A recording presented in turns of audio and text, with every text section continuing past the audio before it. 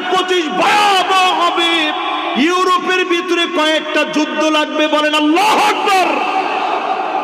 2025 আল্লাহর একটা আযাব আর গজবের বছর।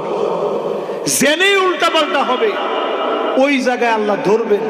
প্রত্যেক বছরই আল্লাহ ধরেন, একবার অথবা এইবারের দুইবার ধরা বড় কঠিন হবে। এই 2025-এর দুইবার পৃথিবীর যে ধরবে বড় কঠিন হবে, লিখে রাখেন। আল্লাহ বললেন উল্টা পাল্টা করলে আযাব আসবে। মিন ফাওকিকুম, আকাশ থেকে আযাব আসবে। আল্লাহ আয়াত নাযিল করলেন আও মিন তাহতি আরজুলিকুম, আযাব আসবে পায়ের নিচ থেকে। সিডর হবে, আমপান হবে, নারগিস হবে।